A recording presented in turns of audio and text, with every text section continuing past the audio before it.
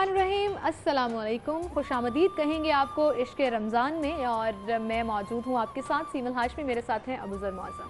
अस्सलाम वालेकुम। आप सबको उम्मीद करते हैं कि रोज़ा आपका आज से खैरियत से गुजरा होगा और ख़ूब दुआएं कर रहे होंगे। आप सब मिलकर तमाम फैमिली और दोस्त अहबाब सब एक दूसरे के लिए दुआएं कर रहे होंगे, क्योंकि यही इस वक्त ज़रूरी है तमाम मुसलमानों के लिए। इस वक्त ये जो सिचुएशन है, रमज़ान की बरकतें जहाँ पर हम समेट रहे हैं, वहीं पर मुझे ऐसा लगता है कि हम लोग थोड़ी सी कमी भी महसूस कर रहे हैं एक दूसरे को मिलने की, रमज़ान में इफ्तारियाँ करने की, वो रौनक और इसके साथ सहरियाँ इफ्तार, वो सब मामला जो नज़र नहीं आ रहा, उसका एक ही हल है, दुआ करें अल्लाह से कि जल्द हम इससे हमारी जान छूट जाए। बिल्कुल, जल्द इससे हमारी जान छूट जाए। और इसी के साथ आज के टॉपिक की तरफ भी आ जाते हैं। बड़ा ज़बरदस्त टॉपिक मौजू जो आज हमारा इश्क़ रमज़ान ट्रांसमिशन का रहेगा वो है रिज़्क़ हलाल। क्या मुराद है रिज़्क़ हलाल से, कैसे कमाया जाता है रिज़्क़ हलाल, इस्लाम में कितनी एक्सप्लेनेशन दी गई है इस टॉपिक को लेकर, कितने रेफरेंसेस मौजूद हैं, कितनी क्लैरिटीज़ बताई गई हैं कि अगर आप ये तरीका अपनाएंगे तो आपका रिज़्क़ हलाल होगा, अदरवाइज़ आप रिज़्क़ हराम के ज़ुमरे में चले जाएं। बेशक अल-कासिबु हबीबुल्लाह, मतलब कि तमाम वो लोग, ये हदीस है कि जो लोग रिज़्क़ हलाल कमाते हैं, मेहनत करते हैं, वो अल्लाह के दोस्त हैं। इसका मतलब है कि रिज़्क़ हलाल कमाना इंतहाई ज़रूरी है। साथ एक सूरह मोमिनून में आयत है कि इसमें कहा गया है कि ए पैगम्बरों, पाकीज़ा चीज़ें खाओ और एमाल साहलिया करो। इसका मतलब ये है कि पैगम्बरों को भी ये हिदायत की गई है। इसके साथ तमाम जो इस्लाम में आपके सामने कुरान में हदीस में है और ज़िक्र हर जगह पर है कि पाक चीज़ें खाएँ। जन्नत में वो गोश्त दाखिल नहीं होगा जो हराम माल से बड़ा होगा। इसका मतलब है कि आपकी अपनी औलाद, आपके बावजदाद जहाँ पर भी ऐसा कभी आपने देखा हो तो उसकी माफ़ी मांगें और अल्लाह के हुज़ूर तौबा करें, और फिर आइंदा से इस तरह से ना हो कि आप कोई ऐसा माल खाएँ। आपने हराम चीज़ का जिक्र किया तो कुरान पाक में सूरह बकरा में बहुत वाज़ेह तौर पर ये डिफ़ाइन कर दिया गया है कि क्या चीज़ हम पर हलाल कर दी गई, क्या चीज़ हम पर हराम कर दी गई। तो इन तमाम चीज़ों के ऊपर हम बात करेंगे इस्लामिक रेफरेंसेस के साथ, अहादीस की रोशनी में, कुरान करीम की रोशनी में। हमारे साथ इस वक्त स्टूडियो में इस्लामिक स्कॉलर नौरीद फातिमा मौजूद हैं, उन्हें हम खुशामदीद कहेंगे। अस्सलाम वालेकुम, बहुत शुक्रिया आपकी तशरीफ़। जज़ाकुमुल्लाह खैर। तो तबीयत आपकी ठीक ठाक है, खैरियत है, रमज़ान से ही गुजर रहे हैं, अल्लाह का बड़ा। अच्छा, मैं ये बताइएगा कि जिस तरह से हम बात कर रहे हैं रिज़्क़ हलाल की, इसकी अहमियत का शायद हम सबको मालूम होगा, हम लोग सब इसके बारे में जानते होंगे। रिज़्क़ हलाल कमाना है, गलत माल को नहीं खाना, हराम नहीं खाना, बातें तो हम सब करते हैं, लेकिन इस पर अमल आपको भी नज़र आता होगा उस तरह से होता नहीं है। क्या वजह बेसिक है, कहाँ पर अमल हमने जो है करना छोड़ दिया और उसकी वजह क्या है? बहुत शुक्रिया अबूज़र। बिस्मिल्लाहिर्रहमानिर्रहीम। अल्लाहुम्मा सल्ली अला सय्यदिना व मौलाना मुहम्मद व अला आलिहि व सहबिहि व बारिक वसल्लम। बहुत ही अहम आज का मौजू है और मैं समझती हूँ वक्त की ये इतनी अशद ज़रूरत है कि बार बार इस मौजू पे बात होनी चाहिए। जैसा कि आपने कुरान करीम की आया करीमा का हवाला दिया कि अल्लाह ताला ने कुरान पाक में ख़ुद इरशाद फरमा दिया कि कुलू मिनत तय्यिबात, तुम पाकीज़ा चीज़ें खाओ।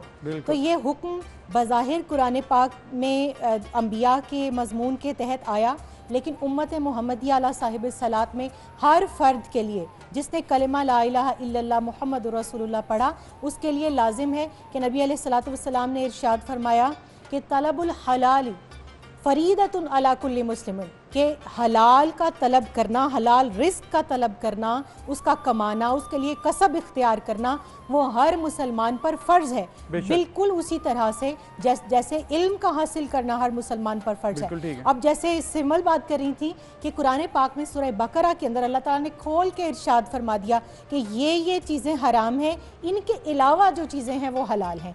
तो हमारे लिए तो अल्लाह ताला ने कुरान करीम की शक्ल में एक ऐसा लायहा अमल हमें दे दिया, एक ऐसा ज़ाब्ता हयात और एक निसाब हमें दे दिया कि जिसको सामने रखें तो कभी भी हम हराम माल की तरफ नहीं जाते। हदीस मुबारका है जिसमें कहा जाता है कि अल्लाह ताला खुद तैयब है और वो तैयब चीज़ों को पसंद करता है, और तैयब से मुराद पाक है। बिल्कुल बिल्कुल। और आप देखिए कि रसूल करीम सल्लल्लाहु अलैहि वसल्लम की हयात पाक हमारे सामने है, सहाबा किराम रिज़वानुल्लाहि अलैहिम अजमाइन की ज़िंदगी हमारे सामने है कि उन्होंने किस तरह जिस्म के अंदर जाने वाली शय का एहतियात किया, क्योंकि जो रिस्क है उसका ताल्लुक बज़ाहिर तो हमारे जिस्म से है, लेकिन वो हमारी रूह के अंदर किस तरह से और हमारी जो जिसको कह रहे हैं ना बातिन के अंदर किस तरह तब्दीलियाँ पैदा करता है। इमाम गज़ाली रहमतुल्लाह अलैह फरमाते हैं कि एक लुक़्मा हराम अगर किसी इंसान के जिस्म में चला जाए तो उसके जिस्म में 50,000 के करीब जो है वो तब्दीलियाँ रूनुमा होती हैं। अब वो तब्दीलियाँ क्या करती हैं, वो मेंटली, फिजिकली, मॉरली, और हज़रत साद तुस्तरी रहमतुल्लाह अलैह फरमाते हैं कि हम एक दिन पहले भी बात कर रहे थे बच्चों की तरबियत के हवाले से, मैंने उस दिन भी रिज़्क़ हलाल की बात की थी। क्यों? इसलिए कि हज़रत साद तुस्तरी रहमतुल्लाह अलैह फरमाते कि बच्चा जब मदर वॉर्म में होता है, उसको बाप जो कुछ कमा के ला के खिला रहा होता है, उन 9 मंथ्स के अंदर भी उसकी बॉडी जिस रिस्क से फॉर्म हो रही होती है, अगर वो रिस्क हलाल हो तो उसके आज़ा के अंदर एक ऐसी प्रोग्रामिंग अल्लाह ताला सेट कर देते हैं कि आफ्टर बर्थ जब वो बच्चा इस काबिल होता है कि कुछ कर सके या बोल सके, तो उसके आज़ा और जवारे बिल्कुल वो खैर के काम में लग जाते हैं, वो नेकी के काम में लग जाते हैं। लेकिन इसके बिल्कुल ऑपोजिटली अगर उस जिस्म की परवरिश हराम या मुश्तबा माल से हो रही हो, तो वो पैदाइश के बाद वो बच्चा या वो बच्ची इस दुनिया में आने के बाद खुद ब खुद आमाल खबीसा में लग जाता है। तो यहाँ से देखिए कि रिस्क जो है दीन इस्लाम के अंदर बुनियाद की हैसियत रखता है। शुरू होता है तो उसका एंड जो है वो बहुत उसका देर पा असर है, वो मतलब आपको जन्नत तक उससे दूर रख रहा है। ये नहीं कि सिर्फ थोड़े बहुत मसाइल हैं। जिस तरह से आपने जिक्र किया है कि ऊपर से लेकर आप अगर आप पहले बचपन से लेकर आप उसको बुढ़ापा तक आएँ, फिर उसके बाद उसकी मौत है, फिर आगे दुनिया का बरज़ख का मकाम, फिर जन्नत दोज़ख, ये तमाम मामला जिस तरह से मैंने पहले जिक्र किया कि सबको मालूम है कि ये बड़ा ज़रूरी है, कुरान में हदीस में इसका जिक्र है। फिर लोग आखिर कंफ्यूज कहाँ पर हुए हैं? कुछ ऐसा मसाइल आए हैं, कुछ माशियत का ऐसा मसला आया आपको लग रहा है, कोई मईशत, कोई इकॉनमी कुछ मिक्स मैच हो गई है, कुछ इस तरह की सिचुएशन अगर आप करंट दुनिया में देखें, कुछ ऐसा लग रहा है कि लोग आपस में एक दूसरे इस बारे में कुछ कंफ्यूज भी थे और शायद उन्होंने उसको मिक्स कर दिया और फिर उस तरफ लग गए जो कि गैर कानूनी है या गैर इस्लामी। आप बिल्कुल ठीक कह रहे हैं। कुरान करीम में अल्लाह ताला ने इरशाद फरमाया कि वैलुल लिकुल्लि हुमाज़तिल लुमाज़ा लिल्लज़ी जमअ मालन व अद्ददा अयहसबु अन्ना मालहु अख़लदा कल्ला ला युनबज़न्ना फिल हुतमा, कि तुमने नहीं देखा कि इस शख्स ने अपनी बर्बादी का सामान खुद ही कर लिया। वो क्या करता है? वो माल को जमा कर करके रखता है, उसको गिन गिन के रखता है, और वो ये सोचता है कि सदा ये माल मेरे पास रहेगा। ऐसा नहीं है, नहीं होता, ऐसा नहीं है। अब देखें इसके इस सारे पस मंज़र में क्या चीज़ है? लालच, तमा, हिर्स, एक दूसरे से आगे बढ़ जाने की ख्वाहिश, नफ्सा नफसी। अब इसमें मेरे पास एक गाड़ी है तो 2 हो जाएं, 5 मरले का घर है तो 10 का हो जाए। हदीस पाक में आता है कि इंसान के जो लालच है और जो तमा है, उसका जो कब्र की मट्टी सिर्फ उसका मुंह भर सकती है और कोई चीज़ नहीं। क्योंकि बंदे जो लालची बंदा जो हरीस है, उसके पास अगर एक वादी होगी, वादी का मतलब होता है पूरा बहुत बड़ा एरिया, एक वादी होगी तो वो हसरत करेगा 2 हों, इससे ज्यादा हों। लेकिन जो लोग मेहनत करते हैं, जिबिल्लत में लालच है साहिबा, लेकिन जो लोग मेहनत करते हैं, जो लोग रिज़्क़ हलाल कमाते हैं और उससे तमाम चीज़ें कमाते हैं, तो वो तो इस ज़ुमरे में नहीं आएंगी ना। बिल्कुल भी नहीं। देखें माल जिसको दिया जाता है उसको अल्लाह ताला सखी बनने का मौका प्रोवाइड करता है, लेकिन सखावत सिर्फ मालदार नहीं कर सकता। सैयदातुन्निसा रज़ी अल्लाह ताला अन्हा के घर अगर एक फ़कीर आ जाता है तो आप अपने दस्तरखान से खजूरें, जो वाहिद और जो जौ की रोटी है, वो भी उठा के खैरात कर देती हैं, और ख़ुद पानी से इमाम हसन और हुसैन अलैहिस्सलाम, मौलाए कायनात शेर खुदा करमल्ला वजहुल करीम, सैयदा फ़िज़ा, ये 5 के 5 अफराद पानी से रोज़ा इफ्तार कर लेते हैं। तो सखावत। लेकिन जब हम माल की बात करते हैं, माल इस उम्मत का फितना है, हदीस रसूल सल्लल्लाहु अलैहि वसल्लम है। माल देने के बाद आजमाइश बढ़ जाती है, क्योंकि उसमें से आपने ज़कात भी अदा करनी है। जब हम ज़कात की बात करते हैं फिर हम 2.5 पे चले जाते हैं, हालांकि वो मिनिमम रेशो है। हम उससे ज़्यादा आप कर सकते हैं, हम 5, 10, 20% भी दे सकते हैं, करना चाहिए, हम उसको मिनिमम रख के अच्छा, फिर उसमें भी मुझे दुख से ये कहना पड़ रहा है कि मुफ्तियान कराम आज के दौर में ये बैठ के आंसुओं के साथ, मैंने एक मुफ्ती साहब को रोते हुए देखा जो ये बयान कर रहे थे कि एक बेटे ने मुझे फ़ोन किया कि क्या मैं अपने बाप को ज़कात दे सकता हूँ, हालांकि हदीस पाक है कि तू और तेरा माल तेरे बाप का है। तो हम उस माल को घुमा फिरा के अपने ही घर में रखने के चक्कर में हम फिर भी उसको, वो जो माल की मैल है, और फिर आप ये भी हाल देखिए कि उसका बाप इस हाल में पहुंचा कि आप उसको ज़कात देने पर आ गए। आप बजाय इसके कि अपने वालिद को सपोर्ट करें अपनी हलाल कमाई से, आप उनको ज़कात के लिए। और जो बात अबू ज़र आप कर रहे थे ना, आज के दौर के अंदर क्या हदीस रसूल सल्लल्लाहु अलैहि वसल्लम है कि एक वक्त आएगा कि इंसान के अंदर ये तमीज़ मिट जाएगी कि उसके घर आने वाला जो माल है वो हलाल है या हराम है। मैं सबकी बात नहीं करती, लेकिन ओवरऑल मैं देख रही हूँ इस सोसाइटी के अंदर ये बेहिसी परवान चढ़ रही है कि जो हम हलाल और हराम की बात करते हैं वो तो बहुत क्लियर है, लेकिन मुश्तबा माल उसके इन बिटवीन है कि जिसके अंदर कुछ हराम का शायबा शामिल है। अब देखें रसूल करीम सल्लल्लाहु अलैहि वसल्लम ने इरशाद फरमाया कि अगर बंदा एक कपड़ा खरीदता है और उस समन में यानी उस माल के अंदर 9 दिरहम हलाल के हैं और 1 दिरहम सिर्फ हराम का है और वो कपड़ा जब तक उस शख्स के बदन पर रहेगा तो अल्लाह उसकी नमाज कबूल नहीं करेगा। अरे अरे अब आप खुद देख रहे हैं एहतियात का क्या दर्जा होना चाहिए। इतना ब्रॉडली एक्सप्लेन किया गया है इस तमाम मैटर को, फिर हम इजी क्यों ले लेते हैं। और दूसरा, बहुत जजमेंटल हो जाते हैं हम, बहुत आराम से किसी के ऊपर भी स्टेटमेंट पास कर देते हैं कि इसकी कमाई हलाल है, इसकी कमाई हराम है। उसके बारे में इस्लाम में क्या कहा गया है, इस पर भी हम बात करेंगे। और हमारे साथ कराची से मुफ्ती ज़ुबैर साहब भी मौजूद होंगे, लेकिन उससे पहले एक ब्रेक लेनी है, फिर हाजिर होंगे।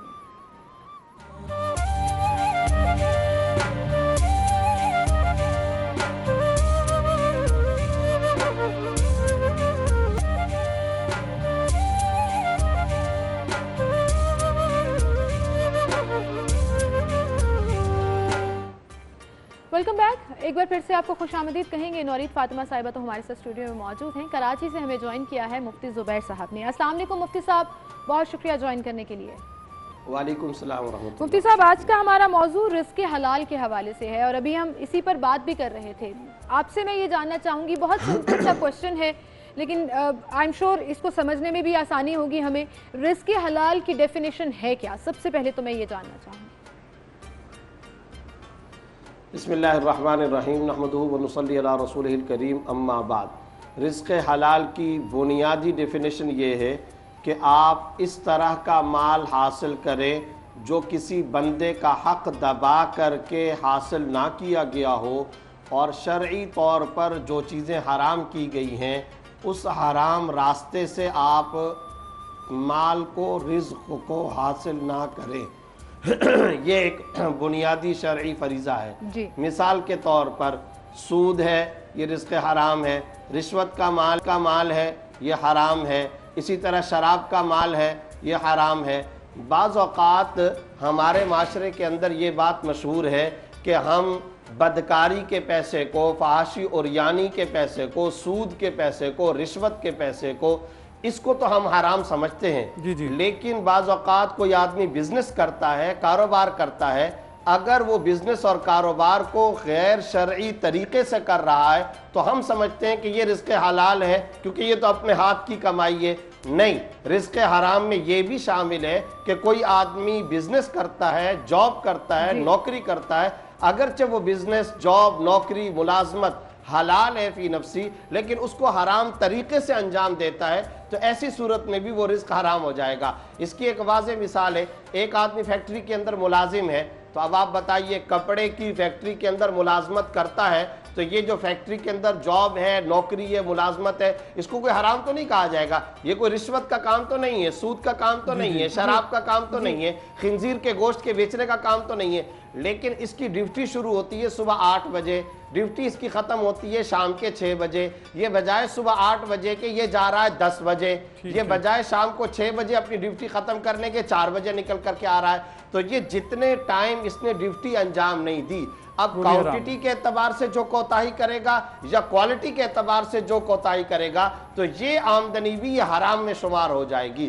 तो पता चला कि जो हराम रास्तों से अगर पैसा कमाया जाए वो भी हराम होता है, और नाजायज कामों पर जो पैसा कमाया जाए वो भी शरअन हराम होता है। इसको रिज़्क़ हराम कहा जाता है। सही सही मुफ्ती साहब, बड़ा वाज़ेह आपने बता दिया कि कोई भी काम जो कि उसका रास्ता भी अगर वो नहीं सही तो वो भी हराम में है। अभी आजकल बहुत ऐसा देखा जाता है कि लोग हराम माल में एक तो कंफ्यूज भी हो जाते हैं कि आखिर वो है क्या, लेकिन उसकी आपने डेफिनेशन बड़ी अच्छी बता दी। उसके बाद एक और मामला आता है कि लोग हराम माल या फिर उसमें मुश्तबा माल जो भी हो उससे खर्च अगर करते हैं, ज़कात देते हैं या कोई और अच्छे काम करते हैं, सदक़ात देते हैं, क्या उसकी कोई रिवॉर्ड है या फिर उसका कोई रिवॉर्ड नहीं हो सकता? नहीं, असल बात ये कि ये आपने बहुत अच्छा सवाल किया, वेरी गुड क्वेश्चन। चूँकि मेरा ताल्लुक़ फतवे के काम से, लोग अक्सर मसाइल पूछते हैं। लोगों के दिमागों के अंदर ये बात है कि हम हराम पैसा ले लें और फिर गरीबों पर खर्च कर लेंगे। तो देखें, गरीबों पर खर्च करने के बारे में 2 बातें ज़हन के अंदर रखें।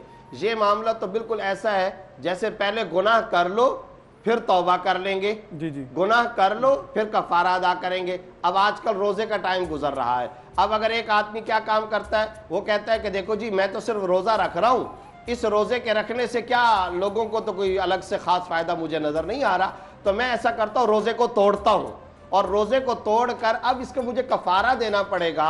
तो वो जो मुझे कफारा देना पड़ेगा उसको, उसके अंदर किसी को खाना मिल जाएगा, उसके अंदर किसी को कपड़े मिल सकते हैं, उसके अंदर किसी को आटा मिल सकता है। तो जाहिर है कि शरीयत के अंदर इसकी कोई गुंजाइश नहीं, इसको कोई सही नहीं कहेगा कि पहले गुनाह करो फिर तुम फिदिया, कफारा और तौबा की तरफ आते रहो। तो ये बिल्कुल गलत तरीका है। दूसरे नंबर पर यह बात भी ज़हन के अंदर रखें कि अल्लाह रब्बुल इज़्ज़त ने चौथा सिपारा शुरू कहां से किया है, लन तनालुल बिर्रा हत्ता तुनफिकू मिम्मा तुहिब्बून, तुम नेकी तक नहीं पहुंच सकते उस वक़्त तक जब तक कि तुम उस चीज को अल्लाह के रास्ते में खर्च ना करो जो चीज तुम्हें पसंद है, जो हलाल है, जो तुम अपने लिए पसंद करते हो, जो तुम्हारी बॉडी और जिस्म और वजूद पर हलाल है, उसी को दूसरे के अंदर खर्च करो, तब जाकर उसका अजर व सवाब मिलेगा। ये है असल में शरीयत की रूह और इसको समझना चाहिए। बिल्कुल ठीक कह रहे हैं मुफ्ती साहब। हमारे साथ नौरीद फातिमा साहिबा भी मौजूद है। नौरीद साहिबा, अभी जैसे ब्रेक पर जाने से पहले हम बात कर रहे थे, एक तरफ तो ये तमाम डेफिनेशंस एग्जिस्ट करती हैं,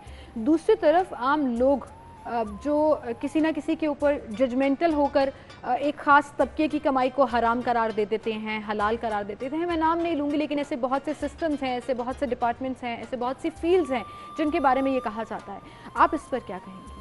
देखिए, इस पे तो मुफ्ती साहब को ही कुछ कहना चाहिए, क्योंकि उनकी तरफ भी ये सवाल हम डेफिनेटली थ्रो करेंगे। प्रोफेशन जो है वो मैं समझती हूँ फी ज़माना हम उसको टैग आउट नहीं कर सकते। मिसाल के तौर पर मैं बैठी हूँ यहाँ मीडिया पर, अगर कोई मुझे ये कहे कि आप मीडिया पर जाती हैं और यहाँ से अगर मैं पहली बात तो कुछ लेती नहीं कि अगर मैं यहाँ से कुछ लूँ तो आपकी कमाई हलाल नहीं है, तो देखा यह जाएगा कि मैं काम क्या कर रही हूँ यहाँ पर।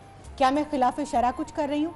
जैसे मुफ्ती साहब ने बात की कि क्या मैं क्वालिटी और क्वांटिटी जो तय हुई थी मेरे दरमियान और मेरी जो मैनेजमेंट थी उसके दरमियान, क्या मैं उस टाइम को मीट कर रही हूँ? क्या मैं अपने टारगेट्स को मीट कर रही हूँ? अगर नहीं है तो फिर मेरा वो माल कमाया हुआ हलाल नहीं होगा।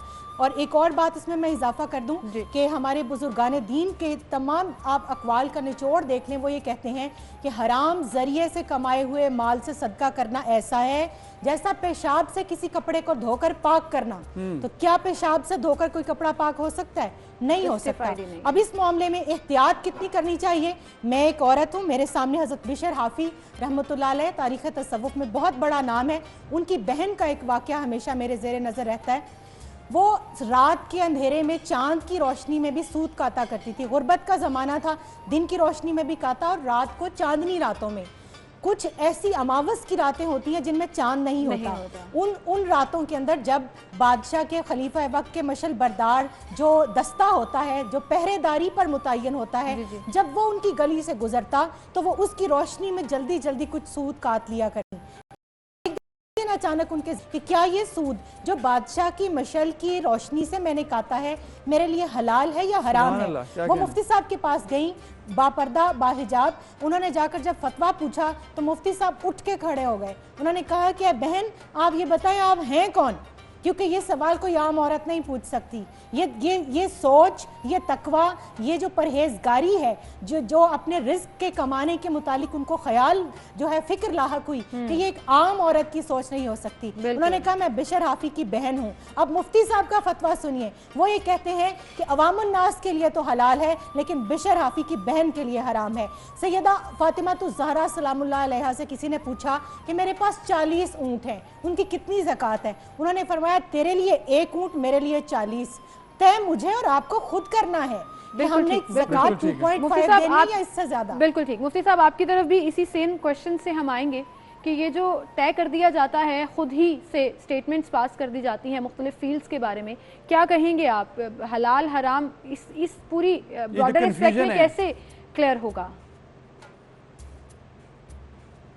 जी, गुजारिश ये है कि जैसा कि मोहतरमा ने फरमाया और सही बात फरमाई कि नेचर ऑफ जॉब को देखा जाएगा और बुनियादी तौर पर यह देखा जाएगा कि आपका काम है क्या।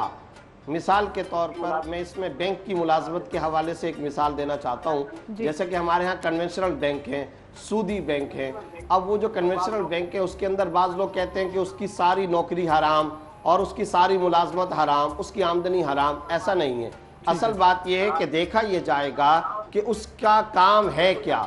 अब अगर कोई आदमी ऐसा है जिसका काम सूद की लिखत पढ़त है, जिसका काम बाकायदा सूद पर गवाह बनना है, और वो सूद को लिखता है और सूद लेता है और सूद देता है और सूद की लिखत पढ़त और गवाही का काम करता है, तो उसकी जॉब और मुलाजमत और नौकरी तो नाजायज और हराम होगी, उसकी आमदनी तो गलत होगी। लेकिन एक आदमी है जो टी मैन है, एक आदमी है जो गार्ड है, एक आदमी है वहां पर वो सिर्फ बिलों को जमा कर रहा है, एक आदमी है जो वहां पर ड्राइवर है, एक आदमी है जो वहां पर सिक्योरिटी गार्ड है, खाकरूब है, सफाई करने वाला है, आम मुलाजमत करने वाला है। अब चूंकि हुजूर अक़दस सल्लल्लाहु अलैहि वसल्लम ने मुस्लिम की हदीस के अंदर फरमाया लानल्लाहु आकिल रिबा व मूकिल रिबा व कातिबही व शाहिदही, अल्लाह की लानत तो सूद खाने वाले, खिलाने वाले पर, लिखने वाले पर, उस पर गवाह बनने वाले पर। ड्राइवर इनमें से कोई काम नहीं कर रहा, सफाई करने वाला इनमें से कोई काम नहीं कर रहा, टी मैन इनमें से कोई काम नहीं कर रहा, चौकीदार इनमें से कोई काम नहीं कर रहा, सिक्योरिटी गार्ड इनमें से कोई काम नहीं कर रहा।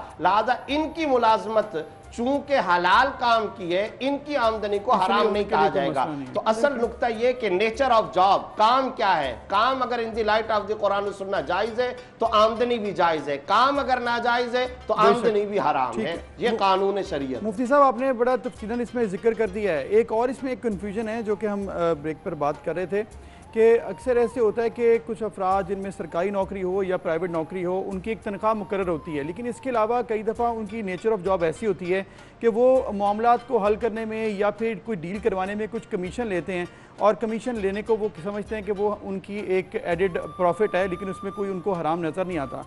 इस बारे में आप क्या कहेंगे कि ये भी हराम कमाई है अगर कमीशन आप लेते हैं जो कि आपकी जॉब का हिस्सा नहीं है, मतलब उसमें पैसे जो सैलरी है उसका हिस्सा नहीं है वो?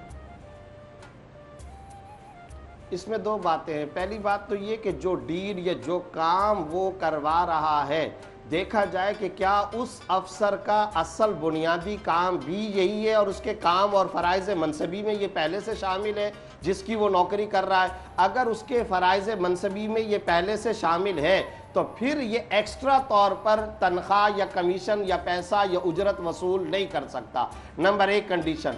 दूसरी कंडीशन ये कि क्या उसके महकमे के अंदर सरकारी तौर पर, कानूनी तौर पर लीगली स्टेटस क्या है, उसको इस काम के करने की अफसरान मुजाज की तरफ से और उसके महकमे की तरफ से लीगली इजाज़त है या नहीं। अगर उसको लीगली और कानूनी इजाज़त है तब तो वो ये कर सकता है, उस पर कमीशन ले सकता है। लीगली इजाज़त नहीं है तो कानून शिकनी का मुर्तकब हो रहा है, ऐसी सूरत में इसकी आमदनी जायज़ नहीं हो। बिल्कुल ठीक, बिल्कुल ठीक।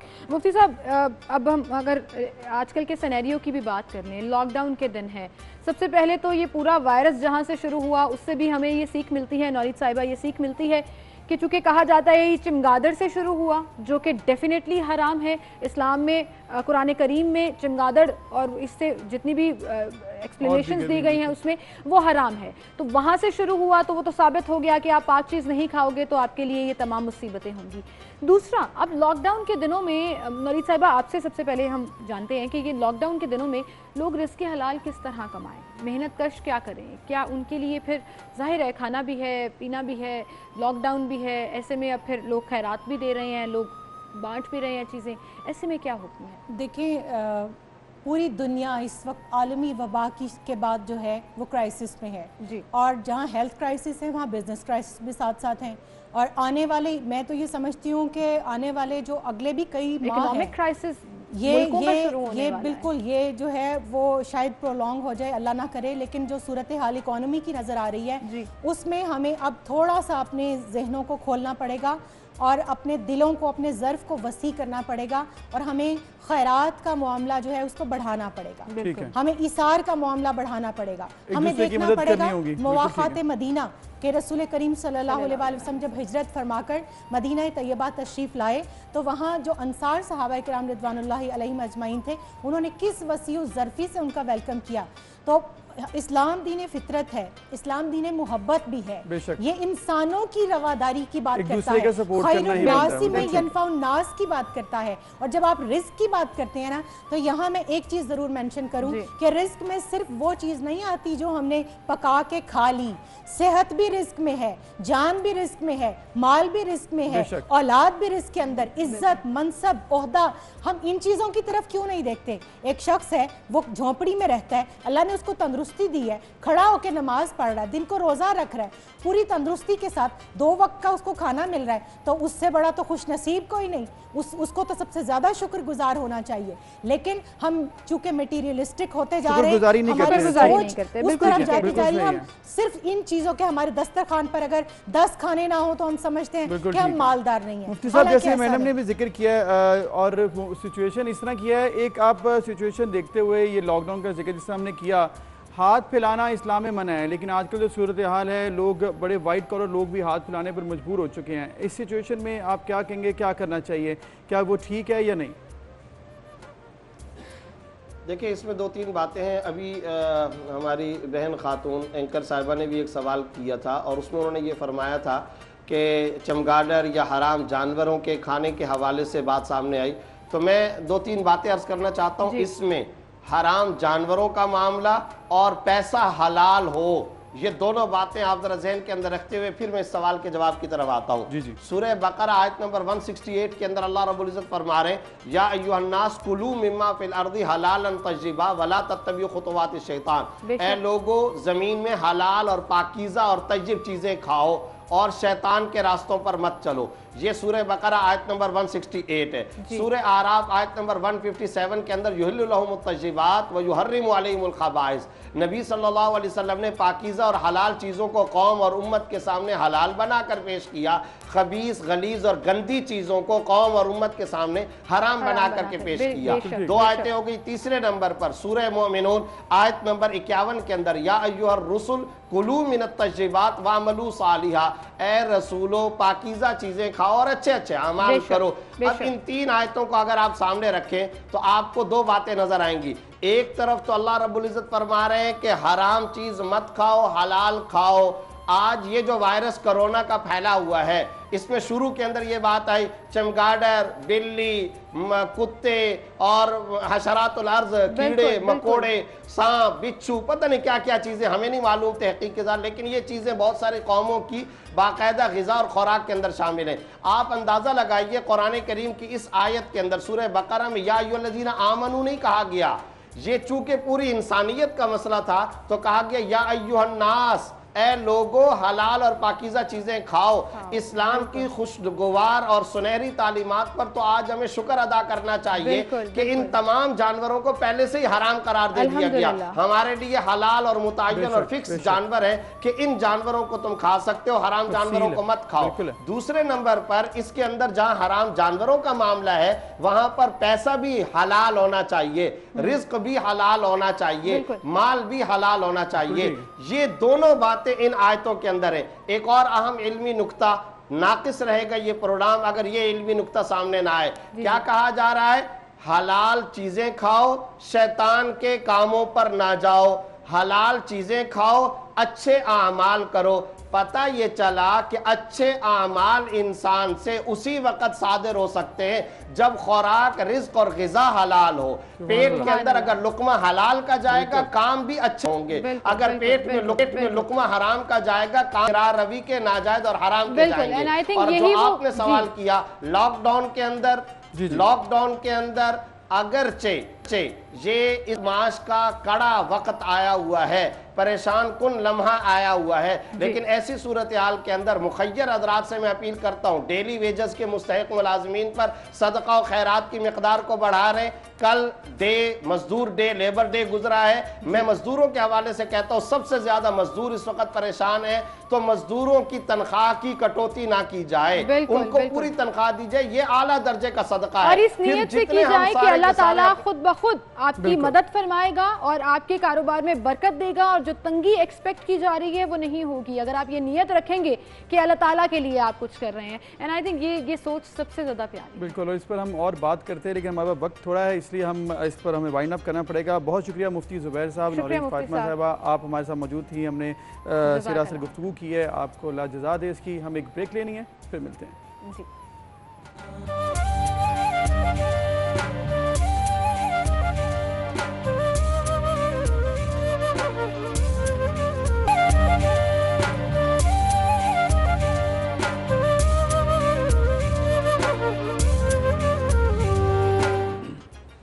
Welcome back. और जैसे कि रमज़ान शुरू हुआ तो हमारी कोशिश थी हमारे इदारे की कि हम मुखय्यर हज़रात तक वो फैमिलीज़ का मैसेज पहुँचाएँ जिन तक शायद कोई नहीं पहुँच रहा।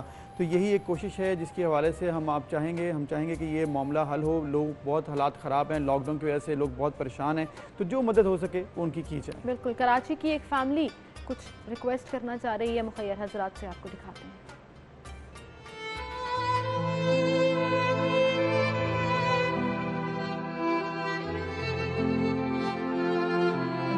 जी बिल्कुल, कोरोना वायरस एक आलमी वबा है जिससे पूरी दुनिया ही मुतासिर है। मुख्तलिफ ममालिक जो हैं वहाँ भी काफ़ी ज़्यादा मुश्किलात का सामना है लोगों को ज़िंदगी गुजर बसर करने में। लेकिन अगर बात की जाए मुतवस्सित तबके की तो उनके लिए बड़ा मुश्किल होता है ज़िंदगी को गुजारना।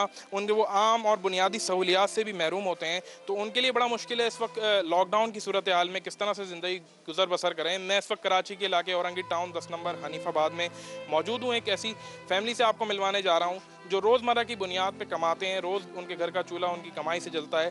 आप हमसे जानते हैं कि उनको इस वक्त लॉकडाउन में किस तरह की मुश्किलात का सामना है। तो आइए चलते हैं। जी इस वक्त तो मैं इनके घर में मौजूद हूँ और इनसे बात करेंगे, जानेंगे किस तरह की मुश्किलात हैं, किस तरह से अपना गुजारा कर रहे हैं इस कोरोना के लॉकडाउन में। अस्सलाम वालेकुम। सलाम।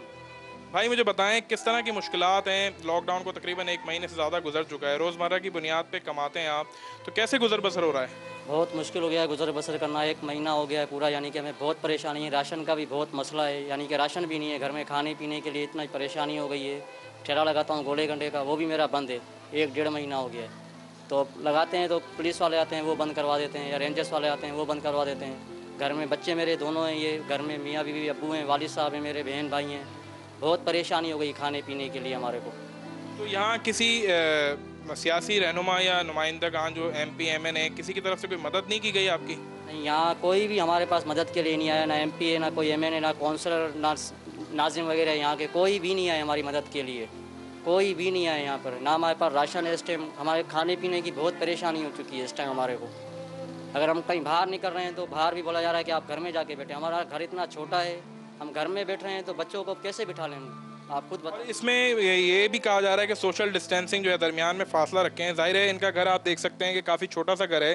ये इनका घर है, साथ इनका ये किचन है और बहुत छोटा सा। अगर आप देखें तो यहाँ बड़ा मुश्किल है साथ रहना। सोशल डिस्टेंसिंग पे तो बड़ा फोकस किया जा रहा है, लेकिन जाहिर सी बात है जो मुतवस्सित तबका है, जो गरीब लोग हैं, उनके लिए आम बुनियादी सहूलियात से वो महरूम होते हैं। उनके लिए आम ज़िंदगी गुजारना इतना मुश्किल होता है। तो जाहिर है कोरोना की जो सूरत हाल है उसमें तो बड़ा मुश्किल है कि वो किस तरह से गुजारा करें। बहन आपसे थोड़ी सी बात करूंगा, मुझे बताएं आप किस तरह से बच्चों को लेकर चल रही हैं। 1 महीने से ज़्यादा हो गया है लॉकडाउन को, क्या मुश्किलात हो रही हैं?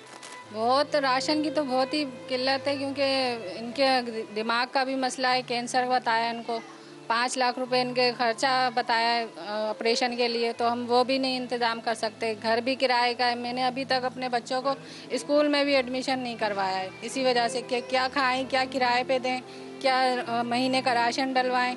और फिर इनके जो दवाइयों का खर्चा है वो भी 2000 तक का, तो हफ्ते का खर्चा होता है इनका, कहाँ से हम लोग करें। तो ये जो आप मुझे बता रही हैं कि इनके कैंसर का जो है इनको वो मर्ज है, तो उसकी दवाइयों का किस तरह से बंदोबस्त कर रहे हैं आप लोग? कुछ नहीं, इन्होंने तो दवाइयाँ खाना ही छोड़ दी हैं। हफ्ते 1.5 हफ्ते में इनकी तबीयत ख़राब हो जाती है। जो इनका ठेले का काम है वो भी बंद हो जाता है। तो अब हम किससे मांगे? किराया भी हमने इधर उधर से ले लेकर दिया हुआ है। कर्जा ले लिया है हमने किराए की वजह से, तो वो भी कर्जा भी नहीं हम उतार पा रहे हैं। 1-1.5 लाख के करीब हमारे ऊपर कर्जा हो गया। मैं तो बस यही हुकूमत से कहना चाहूँगी कि प्लीज़ हमें इतना तो कर दें कि अगर मेरे शोहर बीमार हो जाएं तो महीने का कुछ इस तरह से हमें इंतज़ाम कर दे हुकूमत के, हमारे पास आता रहे कि मैं अपने बच्चों को भी पाल लूँ, हमारे शोहर भी अपनी दवाई वगैरह लेते रहें। कुछ इस तरह से कर दें। ये अभी लॉकडाउन ख़त्म हो जाएगा फिर से वही, लेकिन मेरे शोहर का मर्ज तो वही है ना इनके इलाज का कुछ हो पा रहा है। हम कहाँ से इतना पैसा लाएं? 5 लाख रुपए इनके खर्च बताया है।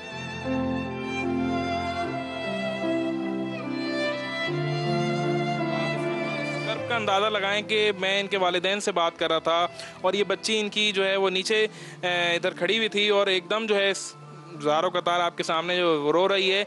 इससे अंदाज़ा लगा सकते हैं आपके मुतवस्सित तबके के जो लोग हैं, गरीब घराने के जो लोग हैं, वो किस तरह की मुश्किलात के हैं।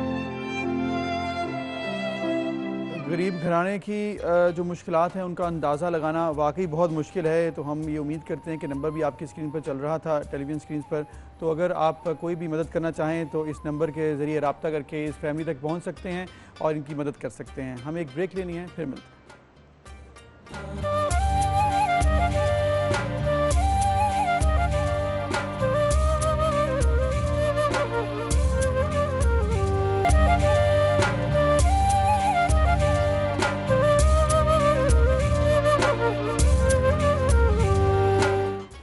Welcome back. एक बार फिर से आपको खुशामदीद कहेंगे। अस्सलाम वालेकुम असद, क्या हाल है आपके? रेसिपी और किचन में हम आएंगे, लेकिन उससे पहले मुझे हाथ धोने हैं और हाथ धोने के लिए मेरा इंतखाब जर्म से पाक करने के लिए डेटॉल, वो चाहे लिक्विड सोप है, वो चाहे आप डेटॉल सोप इस्तेमाल कर रहे हैं। हाथ धोना इज़ अ मस्ट थिंग, ख़ास तौर पर कोविड-19 के इन दिनों में जब WHO की तरफ से भी ये कहा गया है कि आपने करीबन 20 सेकंड्स तक मुसलसल अपने हाथ धोने हैं। मैं रिंग्स पहने रखती हूँ अबूज़र, तो मैं उनको भी साफ़ कर लेती हूँ ताकि वो भी नीट एंड क्लीन हो। एक तरीक़ेकार है, SOP है, जिसमें आपने अपने थम्स को नहीं छोड़ना, नकल्स को साफ़ करना है, हाथ को अच्छी तरह। वैसे इतना मज़ा आता है मतलब, और डिटॉल इस सच अ फ्लफी सोप के वो आप खेलते भी रहे उसके साथ तो मज़ा आता है। हाथ धोना वैसे भी बड़ी अच्छी चीज़ है। अदरवाइज आजकल तो कोरोना है, इसके अलावा भी आप इसको रूटीन बनाएं सभी, क्योंकि ये बहुत ज़रूरी है। हाथ साफ़ रखना बहुत ज़रूरी है, सेहत के लिए वैसे भी बड़ा अच्छा है। ले जी, हो गए मेरे हाथ साफ और अब मैं जा रही हूँ किचन में। असद क्या बना रहे हैं आज हम? आज हम बना रहे हैं चिकन शाशलिक। चिकन शाशलिक, जी अच्छा। जी चाइनीज में। हाँ। और साथ गार्लिक राइस होंगे हमारे। गार्लिक राइस के लिए राइस मैंने बॉईल कर लिए और इसके बाद बफलो स्ट्रिप्स होंगी हमारी, चिकन बफलो स्ट्रिप्स। अच्छा, ये हमारे फ्राइड आइटम्स में जी फ्राइड आइटम में हमारे पास ये होगी। और ग्रेवी के साथ और राइस जो है हमारे चाइनीज होंगे। इसमें चिकन शाशलिक हो गया, गार्लिक राइस हो गया। अब शाशलिक के फटाफट से इंग्रेडिएंट्स मुझे बता दें। इसमें तो आपने आई थिंक ये इसमें अंडे है और कॉर्नफ्लोर है, ब्लैक पेपर सॉल्ट के साथ टेस्ट दिया, इसको हम फ्राई कर लेंगे। ठीक है। इसके लिए वेजिटेबल्स हमने लिए है, कैप्सिकम, टमाटो, अनियन और पाइनएप्पल। अच्छा, पाइनएप्पल जाएगा, पाइनएप्पल गार्निश में जाता है इसका। ठीक है, इसको हम सोते कर लेंगे ऑयल के अंदर, इलादा हो जाएगा, ये इलादा हमारा फ्राई होगी। उसके बाद हम इसकी ग्रेवी बनाएंगे। ग्रेवी जो होती है वो खट्टी मीठी सी होती है और उसमें केचप का इस्तेमाल होता है, उसमें विनीगर का इस्तेमाल होता है। ठीक है, उसमें स्वीट का इस्तेमाल होता है, स्वीट सावर सॉस होती है, वो डलती है और वो रेडिश और ब्लैक सा होता है, ना ब्लैक होती है ना रेड होती है। अच्छा, मुझे उसके भी इंग्रेडिएंट्स बता दें फटाफट। स्क्रीन पे तो चल ही रहे हैं मुसलसल, अगर आप नोट करना चाहते हैं तो आप नोट भी कर लें। उसमें सबसे पहले ऑयल के अंदर थोड़ा गार्लिक ऐड करेंगे और उसमें केचप डालेंगे। केचप के साथ उसमें विनीगर ऐड होगा, उसमें स्वीट एंड सॉस ऐड करेंगे और अच्छी तरह उसको जो है भून लेंगे, मिक्स कर लेंगे। मैं भूनने इसलिए कहती हूँ कि आम लोगों को ज़्यादा समझ आ जाता है। नहीं, लेकिन ये है ना कि सॉस को तो जस्ट थोड़ा मिक्स करना है, रेडी होती है उसमें, वो पकाना नहीं है इतना। तो उसमें थिकनेस के लिए जो है कॉर्नफ्लोर पानी के अंदर थोड़ा सा मिक्स करके थोड़ा सा वो ऐड करें जितना आपने थिक करना है। लेकिन थिकनेस से पहले आप अपने चिकन ऐड करेंगे। अच्छा, ठीक है, जो आपने फ्राई किया है ना ये वाला, वो इसमें ऐड कर लेंगे। अच्छा, इसमें एक चीज देखनी है कि जो फ्राई करना है ज़्यादा हार्ड नहीं करना। इसमें कॉर्नफ्लोर और अंडे की क्वांटिटी ऐसी रखनी है। हम इतनी सारी चीजें फ्राई कर रहे हैं, हमने वेजिटेबल्स भी सौते करनी है, चिकन भी फ्राई करना है, ग्रेवी भी बनानी है ऑयल में, तो मेज़ान कुकिंग ऑयल का अगर मैं जिक्र ना करूं तो ज़्यादती होगी। और Mezan cooking oil is one of the best cooking oils we have, and I think कुदरती अज्जा करदा ये कुकिंग ऑयल सबसे टॉप चॉइस होनी चाहिए। विटामिन A और D भी है इसमें, ओमेगा 3 भी है, और एक टिप जो आप बताते हैं कोलेस्ट्रॉल फ्री है ये, बिल्कुल। तो हेल्दी चॉइस है। मेज़ान कनोला ऑयल इस्तेमाल कीजिए और अपने खानों को ना सिर्फ लजीज बनाइए बल्कि हेल्दी भी बनाइए। तो असद आप 1 2 3 स्टार्ट हो जाइए और अबूज़र हम चलते हैं अपने। बिल्कुल, आगे हम जिस तरह से खाने पीने की बात हो रही है तो हमारे साथ आज हमारे जो गेस्ट हैं सहर चावला साहिबा मौजूद हैं, न्यूट्रिशनिस्ट हैं और हमारे साथ पहले भी एक नशिस्त हो चुकी है रमज़ान में ही। अस्सलाम वालेकुम, कैसी हैं आप? वालेकुम अस्सलाम, ठीक ठाक, आप लोग कैसे हैं? बिल्कुल ठीक ठाक। अस्सलाम वालेकुम, क्या हाल चाल है आपके? ठीक ठाक, आप कैसे हैं? अल्लाह का शुक्र, अल्हम्दुलिल्लाह, थैंक यू सो मच। और शहर से जिस तरह से हम बात करना चाह रहे थे कि असल में खाने पीने की बात हो रही है तो खाने पीने का मामला रमज़ान में काफ़ी ज़्यादा होता है। लोगों की ग़िज़ा जो है उस पर क्वेश्चन आता है कि वो क्या खा रहे हैं, क्या पी रहे हैं। उसके बाद फिर हमने आज जो मेन हमारा टॉपिक है वो है शुगर कंट्रोल कैसे करनी है, वो भी हमने देखना है। तो आप ओवरऑल क्या कहेंगी जो इस वक्त ग़िज़ा हम ले रहे हैं रमज़ान में और क्या होनी चाहिए, और फिर इसके साथ हम उसके बाद आएंगे शुगर पर। एक बड़े फेमस कोट से बात स्टार्ट करूंगी, उसका उर्दू में भी ब्रेक डाउन कर दूंगी, ट्रांसलेट कर दूंगी। किसी बहुत दानिश्वर इंसान ने कहा है कि eat like you are a diabetic person with a stroke so that you never become one.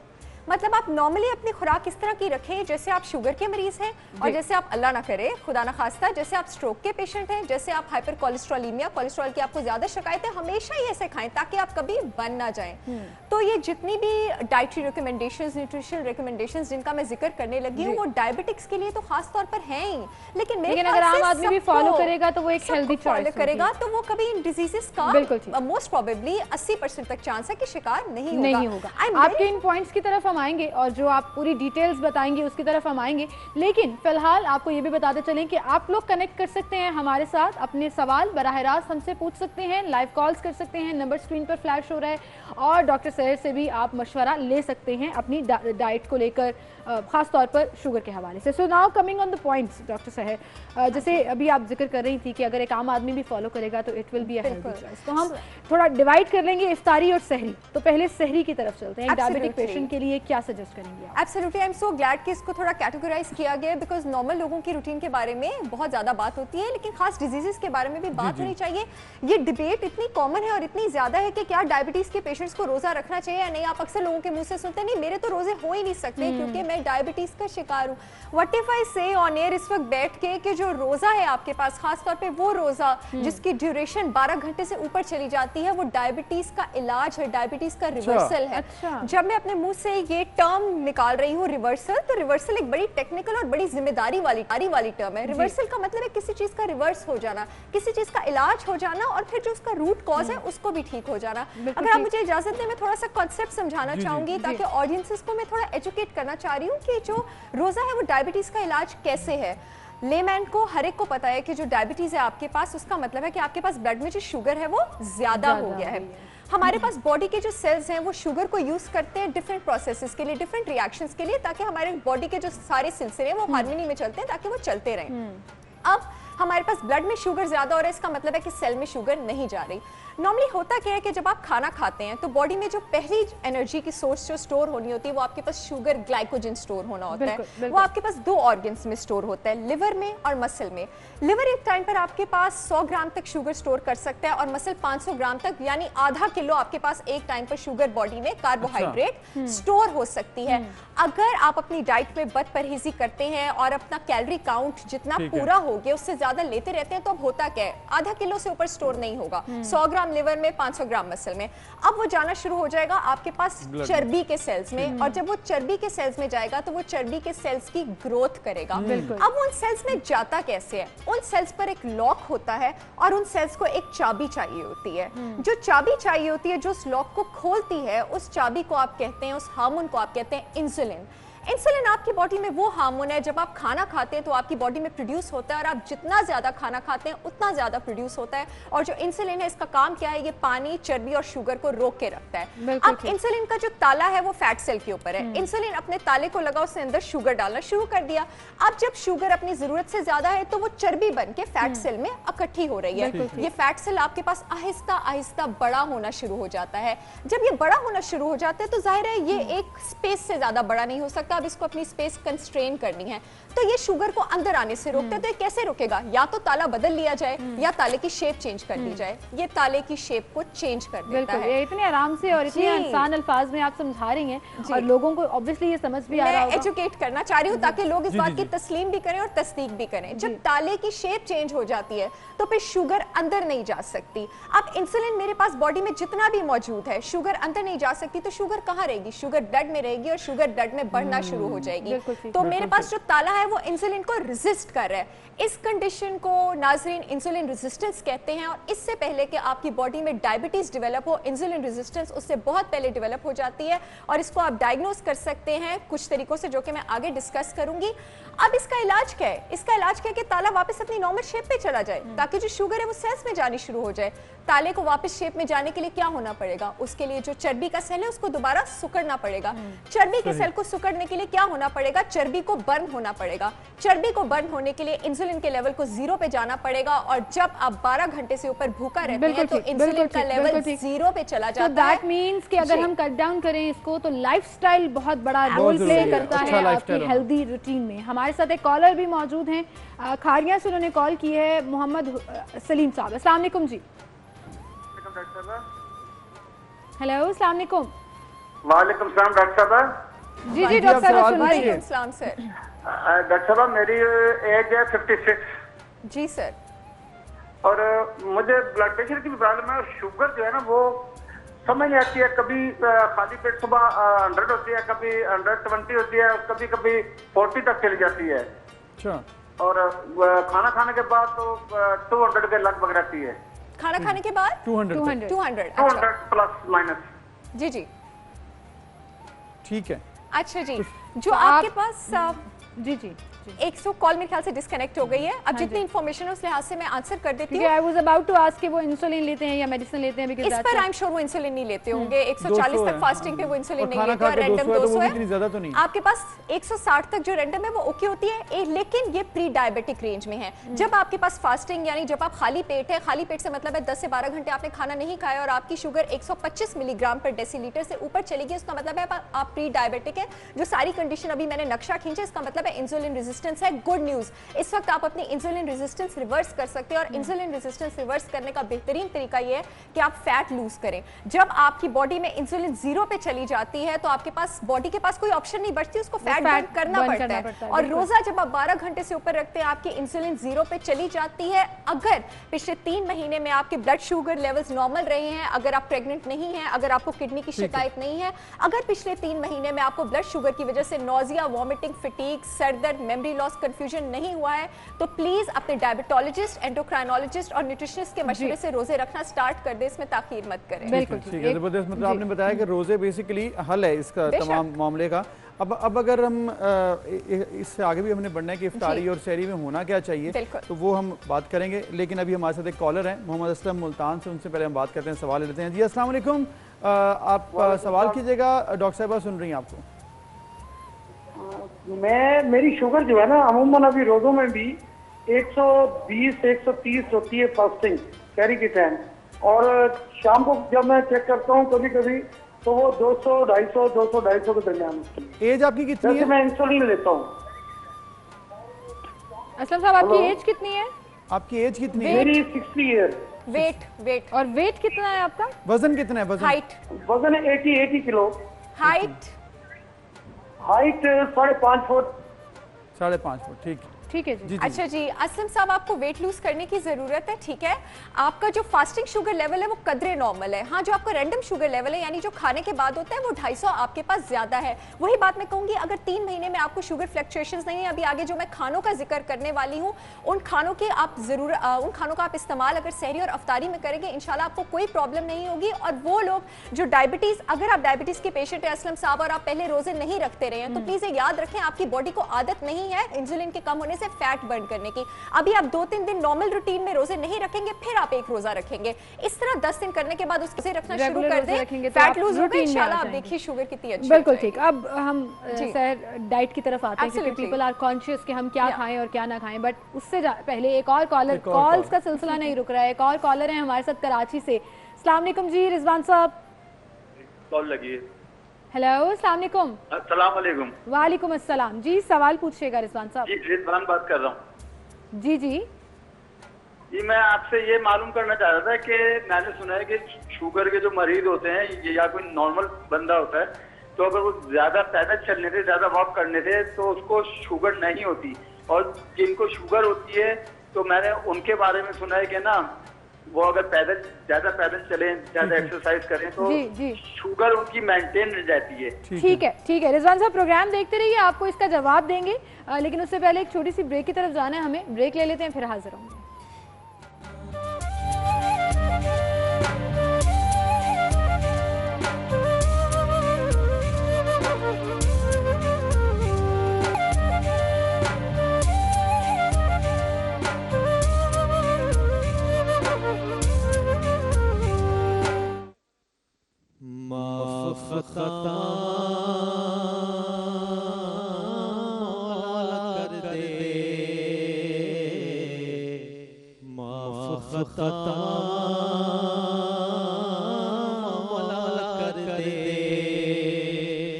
अपने करना छोली पर दे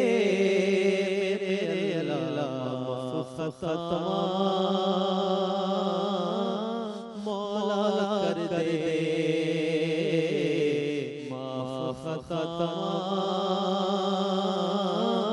मौला कर दे तेरे तो बदल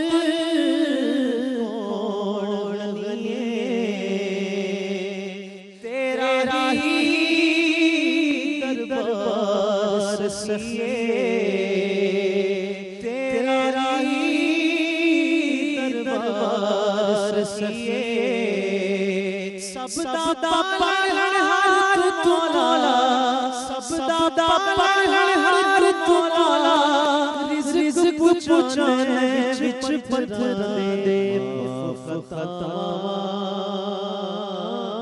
मौला कर दे माफ़ खता मौला कर दे तू पादे विच सरदार रहना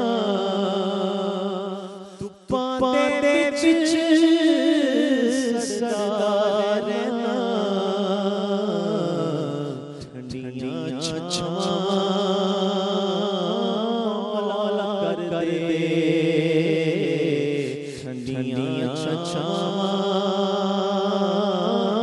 मौला कर दे मेरे अल्लाह माफ़ खता मौला कर दे सच्चे दिल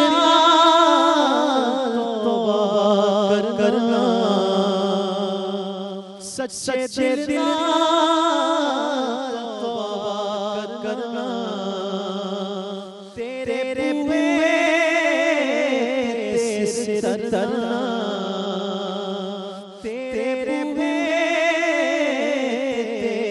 सिर धरना मौला गणहारा दे तू पर्दे रख ले सदके नबी दे माफ़ खता मौला कर दे माफ़ खता मौला कर दे माफ़ खता मौला कर दे अल्लाह अल्लाह विरद का अल्लाह अल्लाह विरद का ए दर छड़े किस दर जा ए दर छड़े किस दर जा मौला करम नाजी कर दे असियां मंगते तेरे दर दे माफ़ खता मौला कर दे माफ़ खता मौला कर दे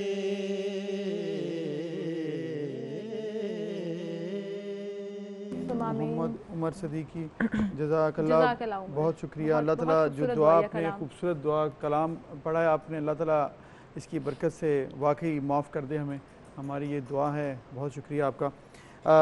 अब वापस हम सहर आपकी तरफ आएंगे। जिस तरह से ब्रेक पर जाने से पहले हमने सवाल एक था कॉलर का कि एक्सरसाइज वॉक से कितना फ़ायदा होता है शुगर को, और इसके साथ फिर आप जो हमारा अगला सवाल भी है कि सहरी डाइट और फिर इफ्तारी डाइट क्या होनी चाहिए शुगर के पेशेंट के लिए, वो ज़रा हम एक दफ़ा बता दें।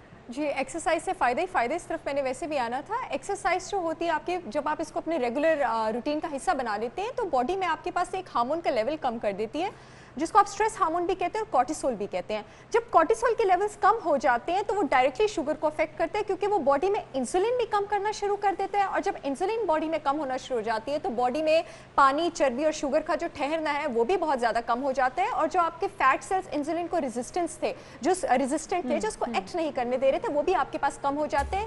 एक्सरसाइज और वॉक अगर आप अपनी रूटीन का हिस्सा बनाते हैं तो आप अपनी इंसुलिन रेजिस्टेंस 33% तक घटा सकते हैं। तो रिजवान साहब बिल्कुल ठीक कह रहे थे, इसको डेली अपनी रूटीन का हिस्सा बनाएं, 30 मिनट रोज कम से कम। बिल्कुल ठीक। अभी हम सहरी प्लान पर आते हैं, लेकिन एक और कॉलर है हमारे साथ, बिलाल साहब हैं। अस्सलाम वालेकुम जी। अस्सलाम वालेकुम जी। वालेकुम अस्सलाम। बिलाल बात कर रहे हैं गुजरात से। जी जी बिलाल। जी जी पुप्पो है मेरी, उनकी उम्र ना 55 ईयर ओल्ड है जी। उन्हें ना कॉलेज हुआ हुआ कि 7-8 साल से ना, तो उन्हें अब ना 3 दिन पहले ना शुगर उनकी ना लो आई है। तकरीबन मैंने आज चेक किया तो आज 60 आई है, सिर्फ 60 ओनली। अच्छा। तो मैं इस तरह कोई डाइट बता दें जिससे उनकी शुगर इंक्रीज हो और मतलब कि उनका ब्लड प्रेशर भी कंट्रोल रहे। उनका परसों ब्लड प्रेशर भी ना थोड़ा सा लो हो गया हुआ था। जी सर, आप कुछ पूछना चाहेंगे? हाँ जी, मुझे ये बताइए कि उनकी मोबिलिटी लेवल कितना है, यानी वो कितना चल फिर पाती हैं?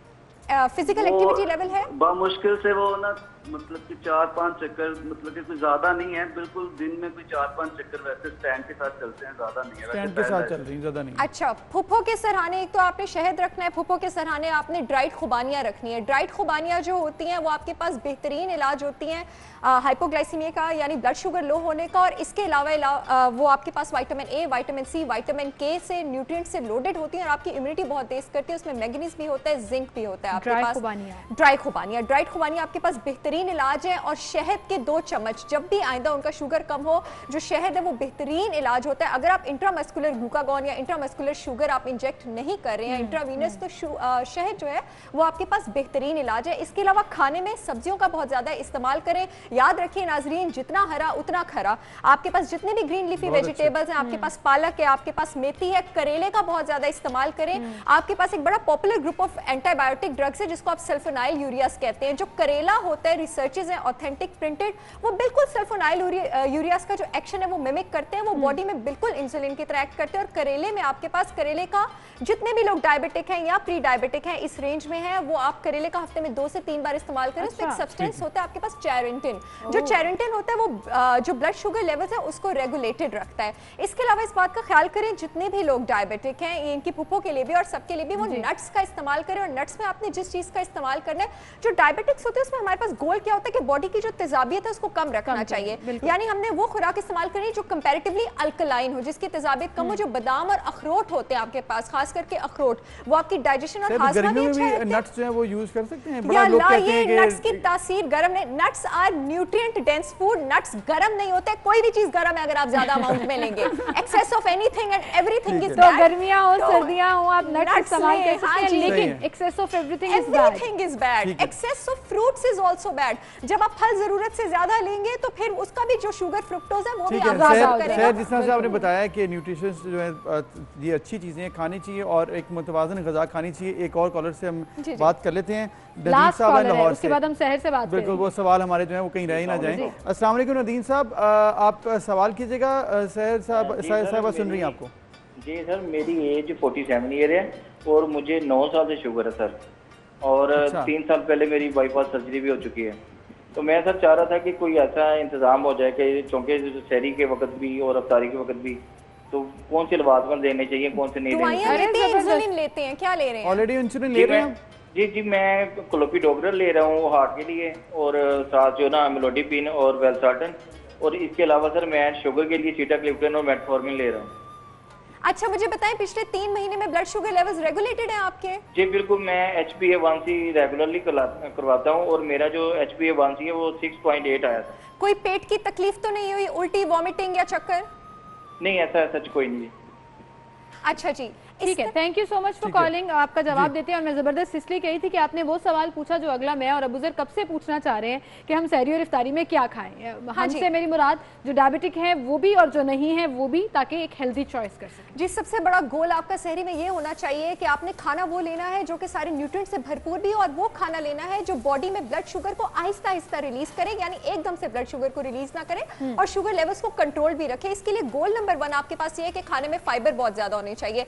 2 चीजों का आप इस्तेमाल कर सकते हैं, या तो आप रोटी का इस्तेमाल कर सकते हैं। अगर बेसन की रोटी का इस्तेमाल करते हैं तो क्या ही बात है, क्योंकि जो बेसन की रोटी होती है उसका ग्लाइसेमिक इंडेक्स बहुत कम होता है। इसका मतलब है कि वो ब्लड में जो शुगर है वो आहिस्ता आहिस्ता रिलीज करती है, वो सस्टेन रिलीज होता है, बॉडी में बहुत देर तक जरान रहती है, ताकत रहती है, तो हाइपोग्लाइसीमिया, ब्लड शुगर लो नहीं होता। या फिर आप ओट मील का इस्तेमाल करें, और जब आप ओट मील का इस्तेमाल करते हैं तो उसके साथ प्लीज ये ध्यान रखें, क्योंकि उसमें फाइबर तो होता है लेकिन उसमें आपके पास प्रोटीन नहीं होता है, तो उसमें जरूर कोशिश करें कि 10 से 12 बादाम और 3 अखरोट डालें और शहद के 2 चम्मच डालें तो वो एक कंप्लीट मील है। ये जो नट्स होते हैं आपके पास ये प्रोटीन रिच होते हैं और ये जितने भी सारे विटामिन्स हैं जो आपकी बॉडी में इन्फ्लेमेशन कम करते हैं, प्लीज याद रखिए वो सारी ग़िज़ाएं जो आपके पास बॉडी में इन्फ्लेमेशन कम करती हैं वो आपके पास डायबिटीज का भी इलाज है। और इसके अलावा कोशिश करें कि दही में अगर आप सहरी में अगर आप दलिया नहीं ले रहे हैं तो आप रोटी के साथ जो भी सालन लेते हैं उसमें आप प्रोटीन के लिए मछली इंक्लूड करें या फिर दही जरूर इंक्लूड करें। ठीक है, दही आपके पास दही खाए तो प्यास भी कम लगती है। जी बिल्कुल, दही आपके पास एक प्रॉपर हाइड्रेटर है। और अगर आप दूध आपको पचते अगर आप लैक्टोज इंटॉलरेंट नहीं है तो दूध आपके पास पानी से भी अच्छा हाइड्रेटर है। दूध में सारे न्यूट्रिएंट्स भी होते हैं और दूध जो आपके पास 91% वाटर होता है। अफ्तारी की तरफ मैं आऊंगी, जब आप अफ्तारी स्टार्ट करते हैं, अच्छा जो डायबिटिक्स होते हैं ना उनको खुली छुट्टी नहीं है सारे फल खाने की, वैसे किसी को भी नहीं है, मैंने खुद को भी नहीं रखी हुई है। अब जैसे कुछ आपके पास फल होते हैं जो आम होता है, फॉर एग्जांपल वो ब्लड शुगर बहुत ज्यादा तेज एकदम से ऊपर करता है, तो आप आम डेली बेसिस में नहीं ले सकते, आम सिर्फ आप चीट डेज के लिए रख सकते हैं। अभी हम बहुत लकी हैं, हमारे पास तरबूज आया हुआ है। ठीक है, बिल्कुल, आप जब रोजा खोलते हैं आपने अपना ब्लड शुगर ऊपर लेके जाना है लेकिन स्लोली, तो अब आपने फलों में किस चीज का इस्तेमाल करना है, आपने तरबूज का इस्तेमाल करना है। ड्राइड खुबानी वैसे भी बताई थी, खुबानी वैसे भी बहुत ज्यादा अच्छी है। जो आपके पास आड़ू होते हैं, आड़ू और खुबानी जो है उनकी न्यूट्रिशनल वैल्यू बिल्कुल एक जैसी होती है, वो बहुत अच्छी होती है। आप नाशपाती का इस्तेमाल कर सकते हैं। फ्रूट चाट के लिए आपने जिक्र किया है सैर साहबा ने कि फ्रूट्स हैं और उसके साथ आप हरा खरा है और ये वो सारे स्मार्ट चॉइसेस हैं जो हम सब कर सकते हैं। बेसिकली वही बात है कि सब्जियां खाएं, फ्रूट खाएं, इसके साथ मुतवाज़न ग़िज़ा खाएं, ड्राई फ्रूट भी थोड़े थोड़े खा लें, ज़्यादा ना कर खाएं। तो मेरा ख्याल है कुछ भी नहीं होता, लोग एहतियात नहीं करते इसलिए काम ज़्यादा खराब होता है। और हम आपको क्या खिला रहे हैं, असद कहाँ तक पहुँचे हैं अपनी कुकिंग में, हम आपकी तरफ भी आएंगे, आपको वो भी दिखाएंगे और फिर एक खूबसूरत सा नातिया कलाम भी शामिल करेंगे। Sahar, thank you so much for being with us. Break, और ब्रेक के बाद दोबारा हाजिर होंगे।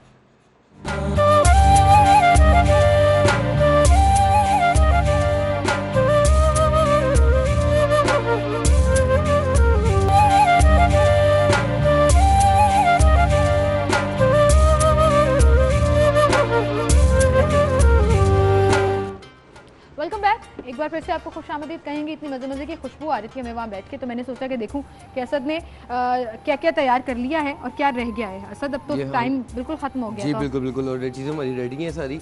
और जैसे आप देख रहे हैं ये हमारे बफलो विंग्स, ये मैं ज़रा पीछे रख रही हूँ, ये हमारा शाशलिक रेडी तो हो गया है, लेकिन चूँकि हमारे बफलो विंग्स का व्यू छुप रहा था और कैमरे में आ नहीं रहा था तो मैंने कहा कि वो आपने तैयार कर दी। बिल्कुल बिल्कुल, और साथ ये उसकी वेजिटेबल्स है और राइस हमारे रेडी हैं। और ये आगे हमारे बफलो विंग्स इसके साथ सर्व होंगे, मतलब इसकी गार्निशिंग। ये शाशलिक की है, चिकन शाशलिक की। ये बफलिक फाइनल है। चिकन शाशलिक की गार्निश ही है। इसमें पाइनएप्पल है, कैप्सिकम है, अनियन और टोमेटोज है। ठीक है, और आप देखिए कि उन्होंने ये सारे के सारे जो है पूरे के पूरे इक्वली डाइस कटिंग में है और इक्वल कट है। मतलब ये बड़ा इंपॉर्टेंट होता है, जब भी आप कोई स्पेशल चीज़ बना रहे होते हैं तो प्रेजेंटेशन जो है वो बहुत मैटर करती है। अच्छा जी, उसके साथ आपने आज ड्रिंक में बड़ा ज़बरदस्त जी करशी जामे शीरी तैयार किया है। सिंपल लजीज इफ्तार टेबल कंप्लीट नहीं होता करशी जामे शीरी के अलावा, और ऑलरेडी काम बहुत था असद के पास, तो असद ने कहा कि मिस लेकिन मैं बनाऊंगा ज़रूर ड्रिंक, और उन्होंने करशी जामे शीरी तैयार कर लिया जो कुदरती अज्जा से ऑब्वियसली इसके अंदर कुदरती अज्जा हैं, कोई केमिकल नहीं है इसके अंदर। टेस्ट जो है वो लाजवाब है, हम हमेशा से ही देखते आ रहे हैं। और अब उधर जब तक आप करशी जामे शीरी ना पिए आपका रोज़ा इफ्तार कंप्लीट नहीं होता। बड़े अच्छा एक ड्रिंक है ये। इसमें साथ एडिशन ये भी कर सकते हैं, जिक्र किया था लीमू भी आप इसमें ऐड करो तो भी टेस्ट बनता है।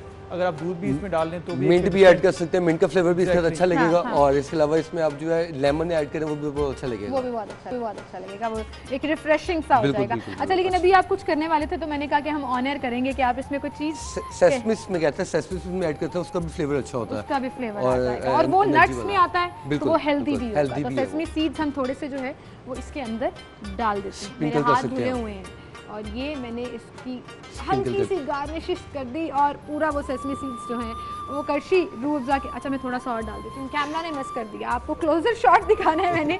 और ये लें जी, ये हमारे सेसमी सीड्स जो हैं वो करशी जामे शीरी में ऐड हो चुके हैं। जी थैंक यू असद, आप इसको फाइनल कर दें, फिर हम इसकी जो फाइनल प्रेजेंटेशन है वो भी दिखाएंगे। और Abu sir, this is all from kitchen. जबरदस्त, उम्मीद करते हैं आज की भी आपकी डिश जो है कल की तरह बहुत अच्छी होगी। कल भी बड़े ज़बरदस्त उन्होंने भल्ले जो बनाए थे बड़े मजे के थे। अब हम जो है बढ़ेंगे मोहम्मद उमर सिद्दीकी साहब की तरफ एक बार फिर, और हदिया नाज पेश करेंगे उमर साहब जी। नहीं थोड़ा सा टमाटो को पेस्ट बना के ना वो डालना।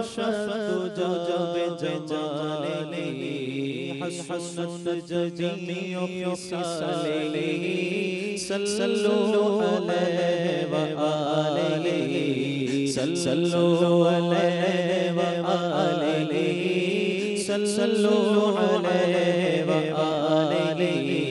वो जो चाहे चांद को तोड़ दे उन्हें इख्तियार दिया गया। वो जो चाहे चांद को तोड़ दे उन्हें इख्तियार दिया गया। वो फिर उसको तोड़ के जोड़ दे, वो फिर उसको तोड़ के जोड़ दे, उन्हें इख्तियार दिया गया।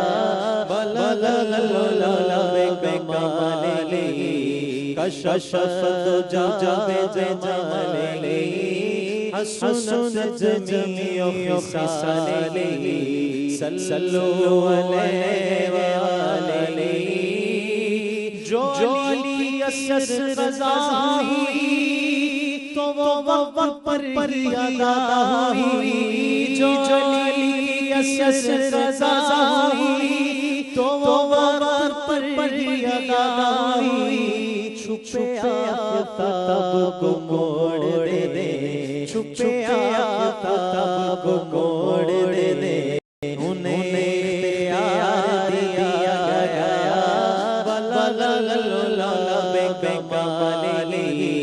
कशफ जो जावे जमाले हसन जमीओ खिसाले सल्लल्लाहु अलैहि व आलिहि।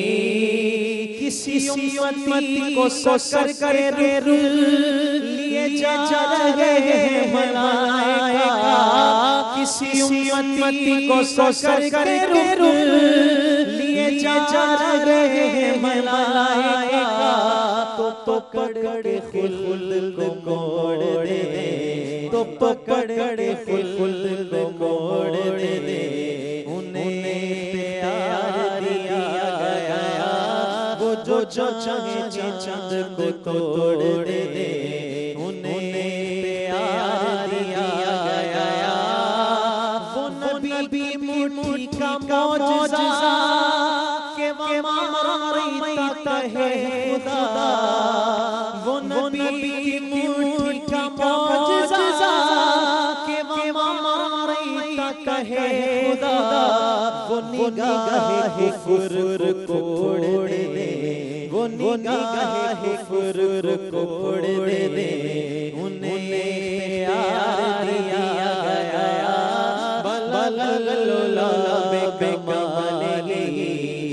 कशफ जो जावे जमाले हसन जमीओ खिसाले सल्लल्लाहु अलैहि व आलिहि। लिखो नाज़िश का ये मौजज़ा कि किसी की आँख निकल गई। लिखो नाज़िश का ये मौजज़ा कि किसी की आँख निकल गई। वो लोहा बेपक से जोड़ दे, वो लोहा बेपक से जोड़ दे, उन्हें प्यार दिया गया। कशफ जो जावे जमाले हसन जमीओ खिसाले सल्लल्लाहु अलैहि व आलिहि। सलामत से सलल हुई सुए मुंतहा वो चले नबी। सलामत से सलल हुई सुए मुंतहा वो चले नबी। कोई हद है उनके उरूज की, कोई हद है उनके उरूज की। सल्लल्लाहु अलैहि व आलिहि सल्लल्लाहु अलैहि व आलिहि। जिसे चाहा दर पे बुला लिया, जिसे चाहा अपना बना लिया, जिसे चाहा दर पे बुला लिया, जिसे चाहा अपना बना लिया। ये बड़े करम के फैसले, ये बड़े करम के फैसले